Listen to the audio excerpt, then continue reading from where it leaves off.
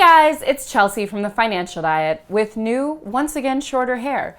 And this week's video is brought to you by Wealthsimple. And today I wanted to talk about something that I thought would be pretty fun, but also very informative, which is the life choices that I'm glad I didn't make. Obviously, moving through young adulthood is a series of forks in the road, and as I talked about in a recent video, there's always something called opportunity cost, which can be expressed otherwise as what you gave up by taking a certain choice. It's so easy to feel overwhelmed by all the options in front of you and to not be sure when you're making the right decision, especially when it comes to big things like marriage, family, career, etc. So I thought I'd maybe help you a little bit in your journey by looking back at some of the big life decisions that I'm glad I avoided. Number one was having a credit card before I could handle it. Now, as you all obviously know by this point, because I've said it a million times, when I was 18, I got a credit card, maxed it out, threw it away, and destroyed my credit. But what I haven't talked about quite as often is the fact that I went almost 5 years after that time without a credit card at all. And I did that not really because I couldn't access a credit card. I chose not to have a credit card during that time because I knew I was still someone who wasn't very responsible, wasn't very good with doing things on time, and tended to do the minimum. And when it comes to credit cards specifically, being the kind of person who does the minimum can get you into a ton of trouble. Paying the minimum balance on credit cards, especially higher interest credit cards, means that you're spending years potentially paying just the interest and never the actual amount of money you charge. And beyond just paying the minimum and staying in debt, if you don't make those payments at all, even 1 or 2 missed payments can really impact your credit score. So while we talk a lot on TFD about how credit cards can be really helpful to use to your advantage, that only applies to people who have mastered the habits and routines that it take to use them responsibly. So if you're someone who's looking to build up those habits and to not overspend just because you're using a card, one thing that I highly recommend, which is something that I did myself, was to start with a prepaid credit card or a rehab credit card. Now, a rehab credit card like the one I used often just means they have super low limits on them.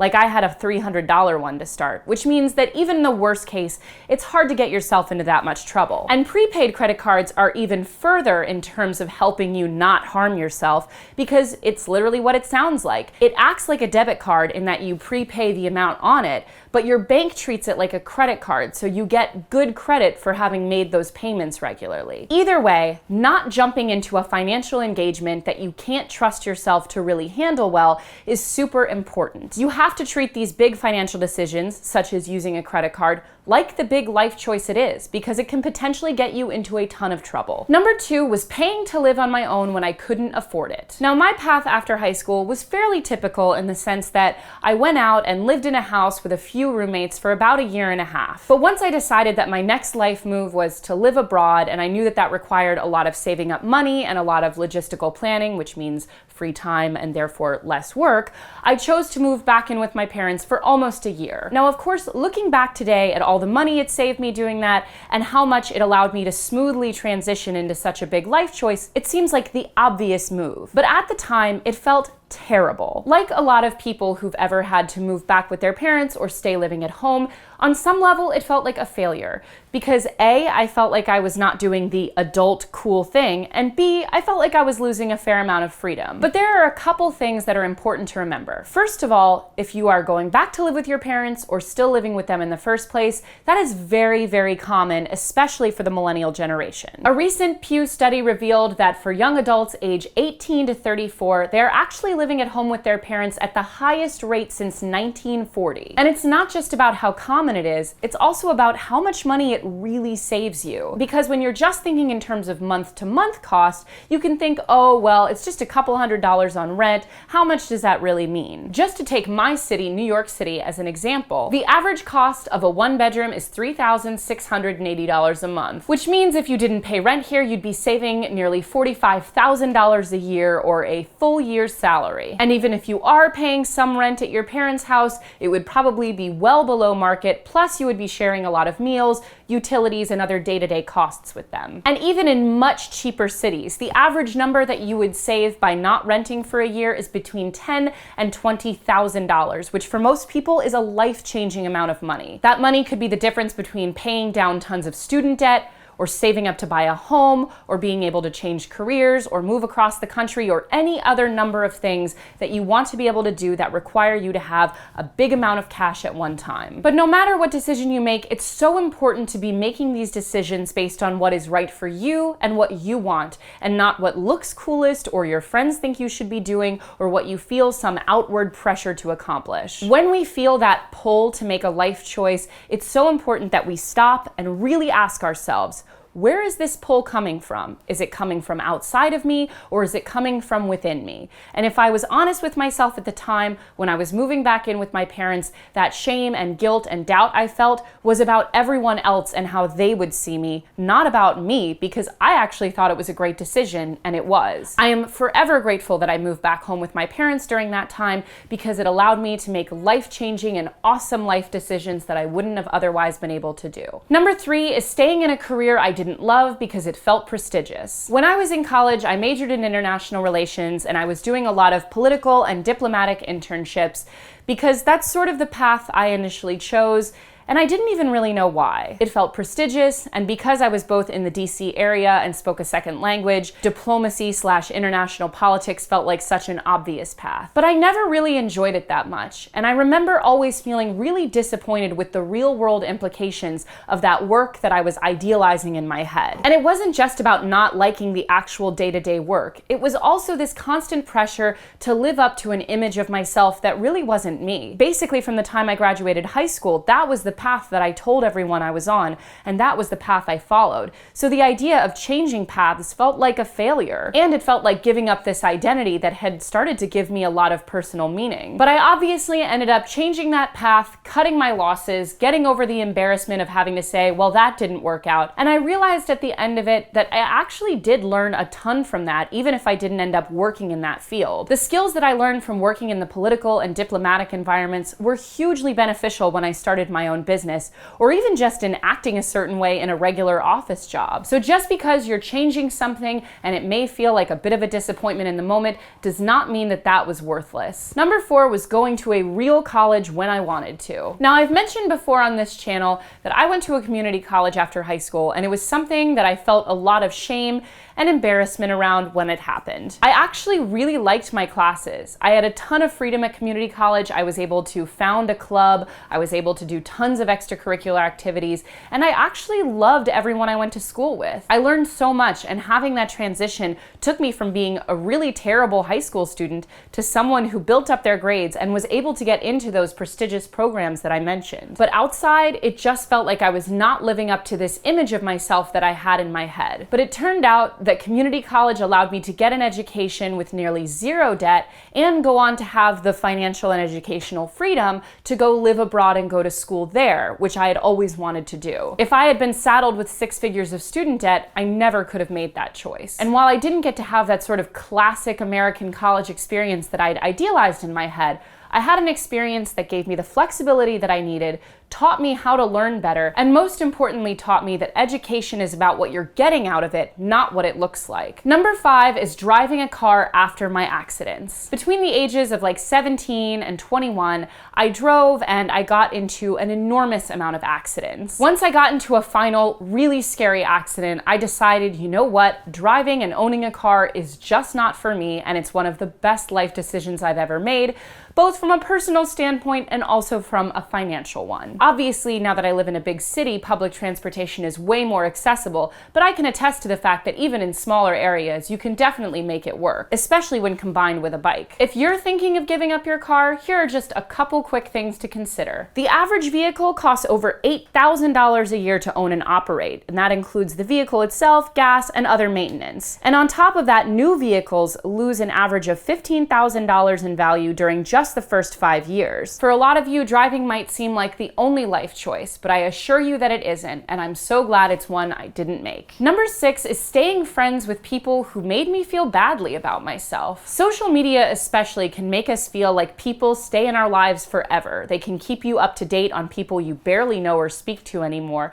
and it can make you feel like you're living your life in front of these people that you don't even seek out to see. And it can also make you hold on to friendships way past their expiration date. The truth is that not every friendship is meant to last forever. forever. And it's so important to frequently take stock of the people in your life and decide where you're getting the most value and focus your attention and your time there. It's okay to phase out from certain friendships or even occasionally have a tough conversation where things sort of have to cool off. Not making the choice to keep people around just because of that sunk cost fallacy that you've already been friends with so long, but rather choosing my friends actively based on who's adding to my life has been such an important and defining part of my 20s. Number 7 is forgoing financial safety to follow my dreams. There was a time when I was working as an au pair while writing articles on the side for a little bit of money. And for about 6 months during that time, I seriously considered quitting my au pair job even though I couldn't really afford to, and just figure it out because I was so desperate and impatient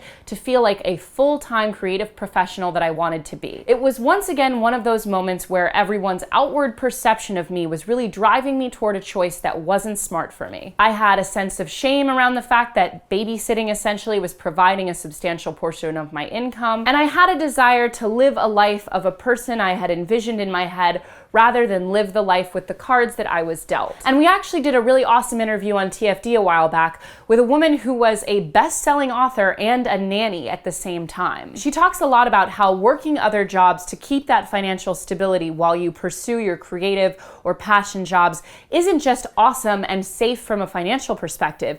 It also gives you a ton of inspiration and motivation for your day-to-day creative pursuits. Not to mention, it's so much easier to think creatively and expansively when you're not paranoid and freaked out about not being able to pay your rent. Ultimately, I'm so glad that I kept nannying and even took on a third non-writing job, tutoring people, to make that transition smooth and one that I could feel good about every step of the way. I think it made me a better writer, but more importantly, it made me a better adult. And the last life choice that I'm glad I didn't make was getting married before I was ready. Now, as some of you might know, I just got married to Mark very recently, who is this wonderful guy that I've been dating for very nearly 7 years now. Obviously, we waited a long time just in our personal relationship to get married, but I also got married at 29, which for some people is a little on the later side. And I distinctly remember much earlier in my 20s being with someone and thinking that I could possibly get married to them at that time. Like I'm sure a lot of you can relate to with your long high school relationships or your long college relationships,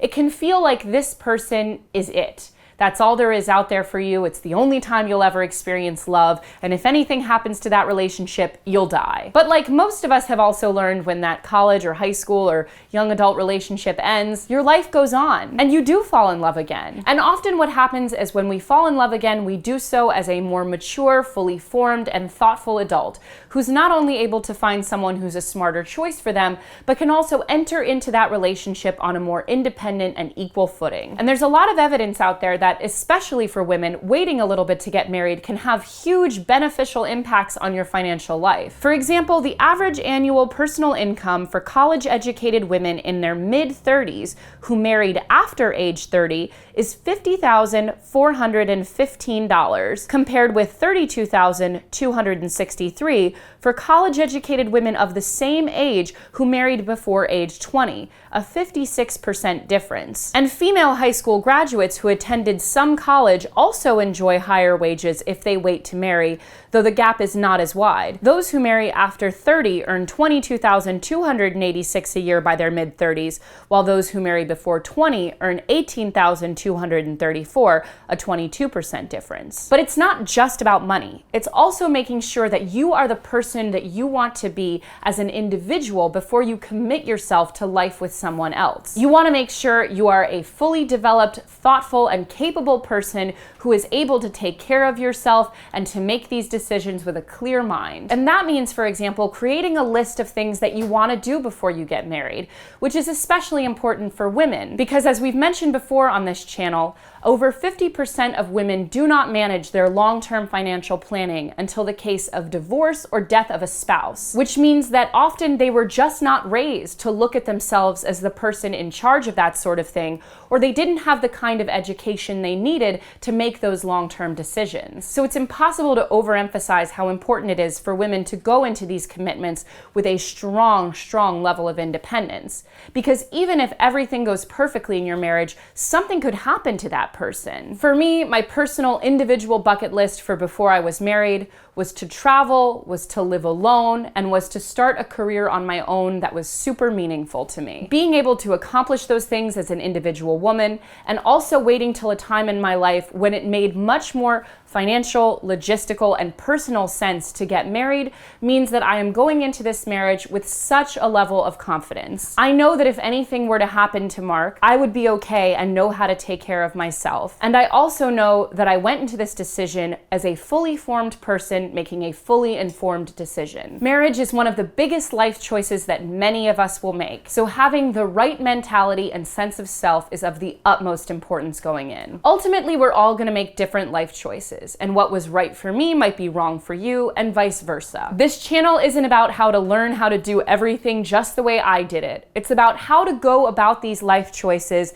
and these financial moves with a real sense of why you're doing it, who you're doing it for, and what you're getting out of it. I'm so glad I didn't make these life choices because they allowed me to make these other life choices that have turned out to be so wonderful. And I encourage you to go back and look at the life choices you made and didn't make and see where you're really, really happy with what you did. And one life choice that I'm extremely excited that I did make was starting to invest. And if you're looking to start to invest yourself, even with just $1, an awesome, awesome way to get started is with Wealthsimple. Wealthsimple is an online investing service that you can start using with literally just $1, and they'll build you a custom portfolio to fit your personal needs, goals, and timeline. Just answer a few simple questions about your financial goals, and they'll manage it for you on autopilot. Think of it like the Roomba of investing. Just set it, forget it, and let it go to work in the background. They even offer retirement accounts like Roth IRAs that have huge tax benefits, and saving for retirement should be your first investment stop. You can invest up to $5,000 with no management fees whatsoever, and TFD viewers get a cash bonus for getting started. Check them out at wealthsimple.com/TFD or use the link in our description. And remember, you can get started with literally $1. No excuses. So as always, guys, thank you so much for watching, and don't forget to hit the subscribe button and to come back every Tuesday and Thursday for new and awesome videos. Bye!